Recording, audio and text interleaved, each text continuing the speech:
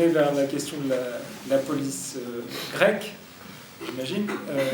Et là, c'est bon, et là, c'est pas préparé, mais évidemment. Mais en fait, oui, l'entrée en jeu du politique, avec ça, je suis absolument d'accord avec Lévinas, parce que dès que...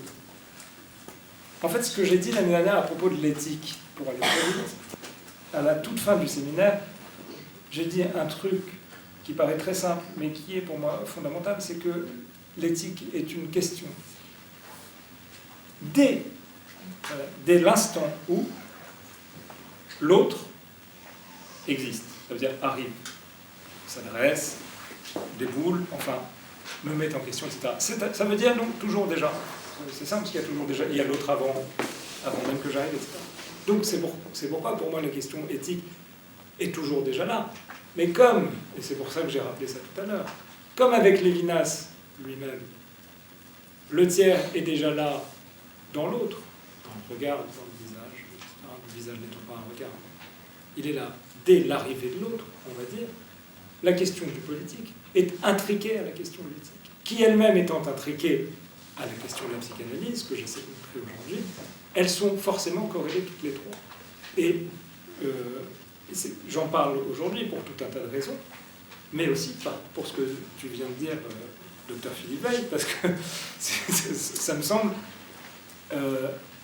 fondamental, manquer un petit peu, malheureusement, peut-être éviter, j'en sais rien, mais en tout cas, aberrant si on prend les textes. Je prends deux phrases de Lacan pour le moment, dans lesquelles, mais elles sont légion, dans lesquelles c'est plus qu'un appel à penser ces questions. Si on veut être psychanalyste, ça ne veut surtout pas dire, je vais le dire dans 5 minutes, mieux, ça ne veut surtout pas dire de faire une psychanalyse de la vie politique. Surtout pas. Parce que là, on n'a plus ni la politique, ni la politique, ni la psychanalyse. Winter fait ça très bien sur, je ne sais plus quelle chaîne, LCP. On ne peut pas faire ça très bien. Mais il fait très bien qu'il n'y ait plus ni l'un ni l'autre. Ah, donc... Avec un neurophysiologiste, je crois, très régulier, dimanche matin. Donc c'est très important parce que c'est surtout pas ça n'a aucun sens. Puisqu'on en est aux questions, aux interventions. On est toujours aux questions. Pourquoi, puisque l'éthique est, pour moi, l'éthique est le corrélatif dialectique de l'esthétique. Pardon ? Pour moi, l'éthique ne peut pas aller sans l'esthétique. C'est une question pour vous, François, c'est du Kierkegaard. J'ai senti que ça allait Kierkegaard. Un corrélatif dialectique. Corrélatif dialectique, l'éthique, c'est pas le religieux A et le religieux B, hein. C'est autre chose. Kierkegaard, c'est François. Non, pardon, je plaisante, mais bien sûr. Pardon. De la même façon qu'on articule éthique, psychanalyse et le politique, je trouve qu'on devrait articuler la question de l'esthétique qui ne peut pas être séparée de l'éthique. Oui, c'est vrai. Parce que... Et alors là, lisez Philippe Lacoue-Labarthe. Non, mais sérieusement. Hérancière. Récemment ancienne. Mais Lacoue-Labarthe a passé à peu près sa vie à faire ça. Et j'espère que je pourrai en parler un peu, parce qu'on l'oublie un peu trop, l'œuvre de Lacoue-Labarthe. Et on a beaucoup à apprendre précisément de ces questions, de beaucoup de choses, mais précisément de ces questions. Juste une question pour la disparition plus ou moins programmée de manière sans doute inconsciente de la psychanalyse dans les structures de soins. C'est du politique. C'est là. Ah bon. Je voudrais dire un mot au sujet de cette distinction très importante. Un mot au sujet de cette distinction, comme de toutes les oppositions supposées massives, je crois que je n'y crois pas. Elles sont poreuses, ça ne fonctionne jamais complètement. Et il vaut mieux appeler à leur porosité qu'à faire comme si ça existait de manière fixe. On ne s'y retrouve pas, en réalité. Je ne suis pas sûr que ça aide. Mais on sent bien de quoi on croit vouloir parler quand on dit là ou le, mais tout de suite on arrive à ça que ça n'est pas. Cette histoire de il y en a une qui est plus noble que l'autre, en fait. C'est pas la question. Ah ouais.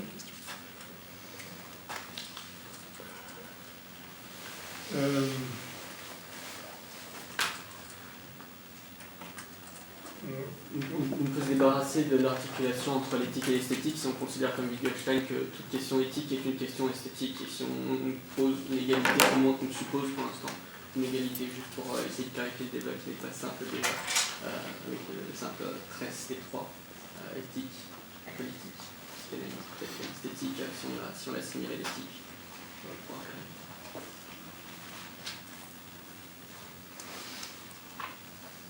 Alors, je vais reprendre.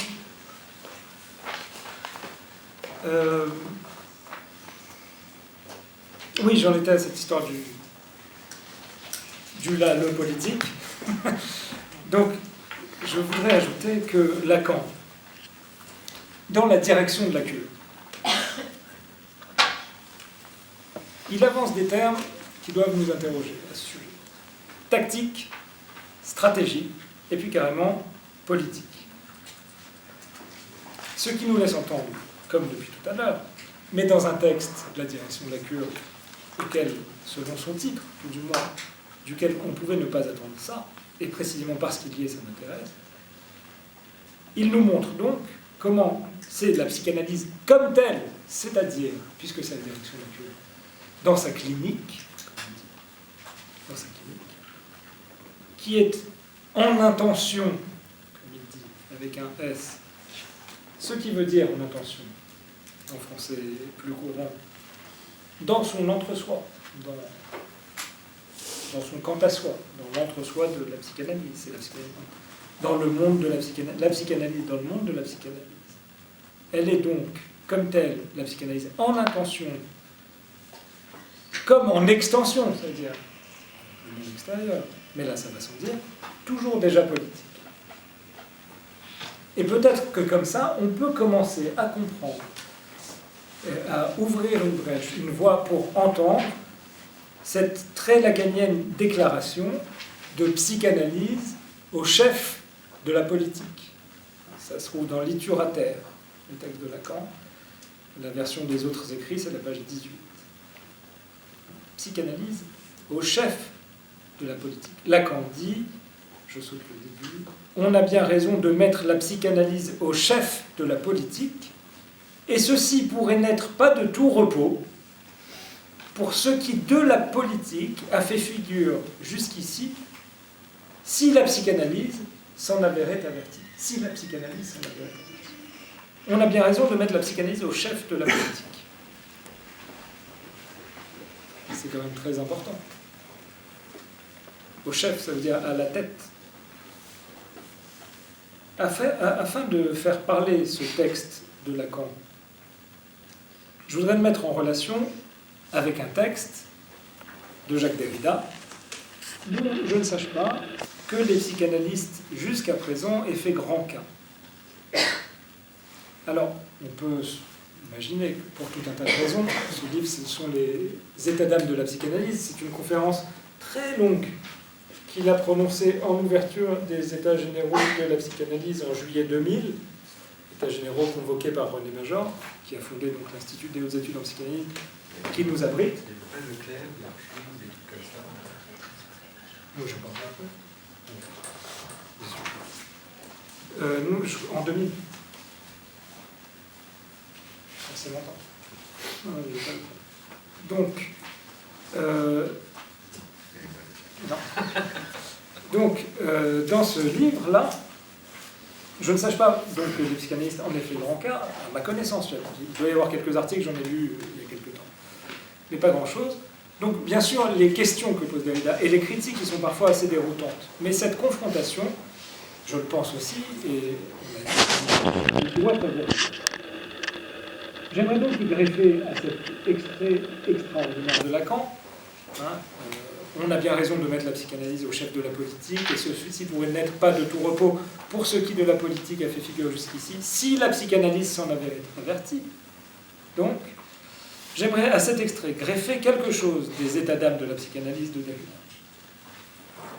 C'est qu'alors on y retrouverait l'exigence dont je faisais cas un peu plus tôt, et dont, encore en une petite phrase, on tiendrait ce sur quoi elle s'appuie.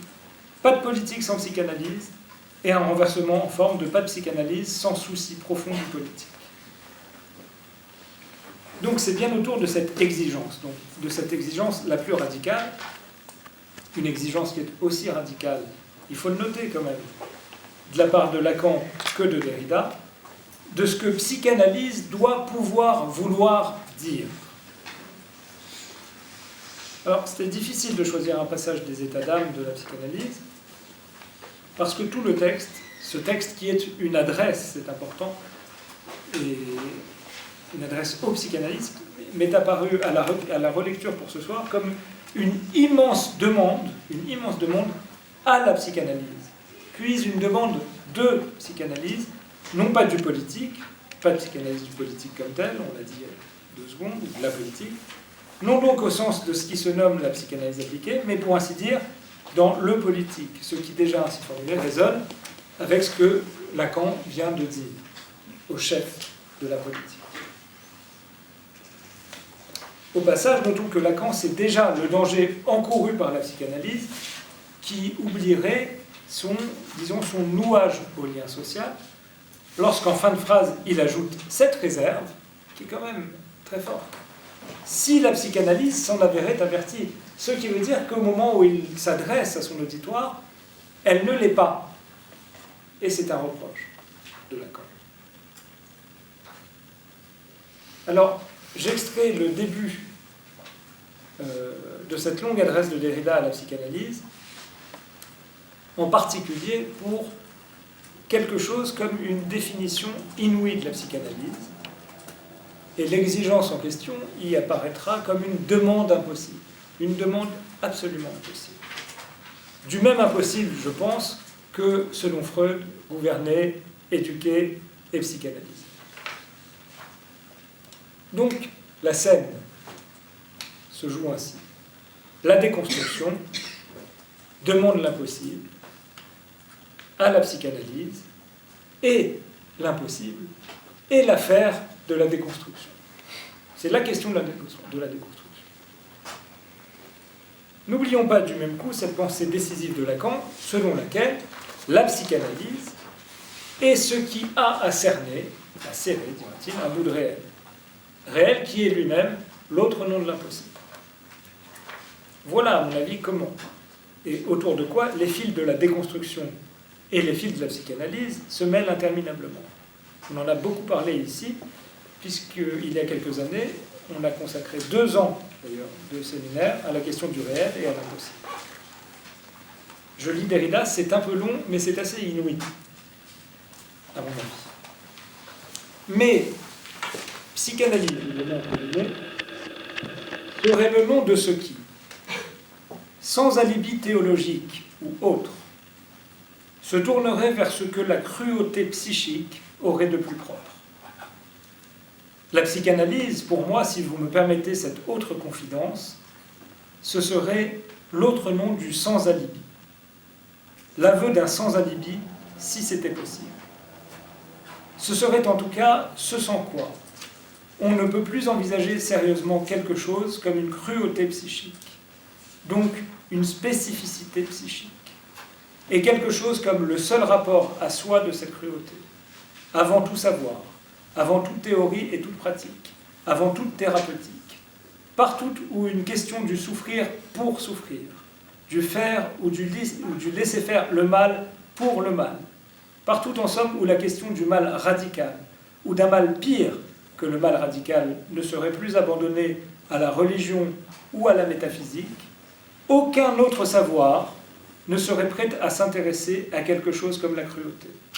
Sauf ce qui s'appelle psychanalyse, dont le nom, désormais associé au mal, deviendrait à son tour plus indéchiffrable que jamais.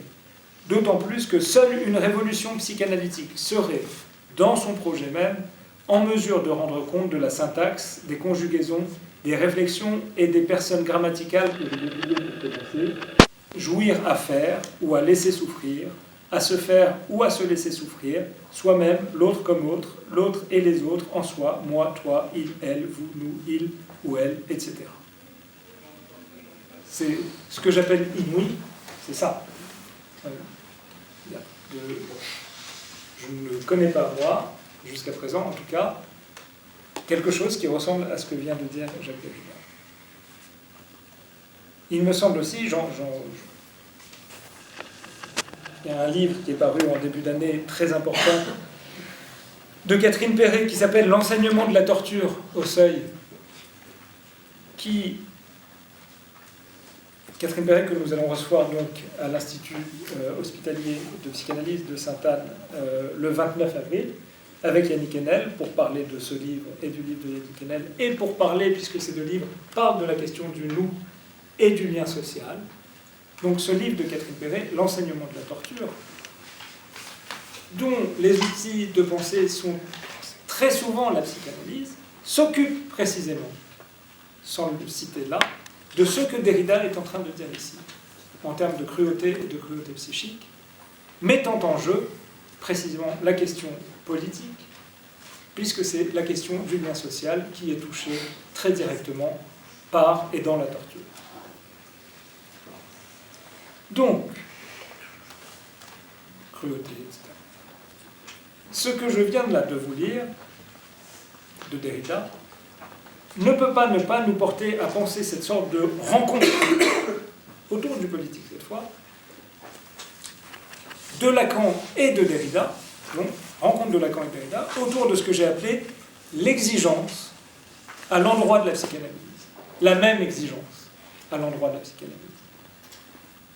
On aura évidemment entendu dans cet extrait que l'exigence analytique est corrélée, pour Derrida, ici, très directement aux politiques. La question du mal, Derrida parle de la question du mal radical, de la cruauté psychique, etc., sont des questions éminemment politiques. Éminemment politiques. Ce qui donc, cette intrication entre analytique et politique, est également le cas, cette intrication, cet entremêlement, donc cet entrelacement, dans l'exigence lacanienne, donc, partout dans ce que je vous ai lu. Et en effet, dans ce texte incroyable, qui est nommé Télévision, enfin dans ce texte, il faut voir l'émission d'ailleurs, c'est là que ça devient vraiment incroyable, parce que la dernière fois que j'en ai parlé ici, je me demandais, en connaissant bien sûr la réponse, si aujourd'hui une émission de télévision comme celle-là pourrait avoir lieu sur TF1. Je plaisante. Donc, dans Télévision, et après, les enfants, le lendemain à l'école, ils parleraient de ce qu'ils ont vu. J'ai vu Télévision, Jacques Lacan. Ah ouais, c'était ouf. Donc, excusez-moi. Donc, dans ce texte-là, qui est nommé Télévision, bien des avancées de Lacan concernent très directement le lien du psychanalytique et du politique. Donc, l'exigence de la psychanalyse, l'exigence pour la psychanalyse, l'exigence psychanalytique, c'est une exigence politique. Alors, bien sûr, je pourrais, pour appuyer mon propos, citer l'un des plus célèbres aphorismes de Lacan, selon lequel l'inconscient, c'est la politique. Mais moi, je ne sais pas du tout ce qu'il a dit. Je ne sais pas l'interpréter comme ça. Vous pouvez dire, vous, quelque chose? Jean-Jacques? C'est pas une interro, hein? Non? Non, mais c'est trop long. C'est une phrase, franchement, c'est impossible de répondre comme ça. C'est ça, mais c'est des questions impossibles. C'est possible, mais c'est long. Alors, on le fera ensemble, Jean-Jacques, quand on... Toujours à Sainte-Anne, le 11 février, nous recevrons Jean-Jacques pour parler de son livre qui vient de paraître chez Hermann. Et on parlera de ça, évidemment, entre autres. Je vous prépare cette question parce que je suis en train de préparer l'intervention. On aura du temps. Donc je veux pas. Pourquoi je ne vais pas m'appuyer là-dessus? Pour ne pas prêter le flanc, justement, aux critiques toujours trop promptes à accuser Lacan, comme je l'ai dit il y a quelques minutes, d'obscurantisme, d'illisibilité, de sophisme, etc. Donc plutôt que de citer une formule qu'on peut ressortir comme ça, je préfère citer un passage, deux d'ailleurs, qui ne doivent rien à un supposé sens de la formule ou à quelques subtilités rhétoriques. D'abord, pour l'exigence et la hauteur de l'enjeu de la psychanalyse, hauteur qu'on a entendu chez Derrida, par où se saisit qu'il ne peut y avoir une exigence si grande, là je parle pour aussi éloigner un préjugé, il ne peut y avoir une exigence si grande pour la psychanalyse sans se faire en même temps la plus haute idée de ce qu'a à être la psychanalyse. D'ailleurs, Derrida se disait ami de la psychanalyse, un ami de la psychanalyse.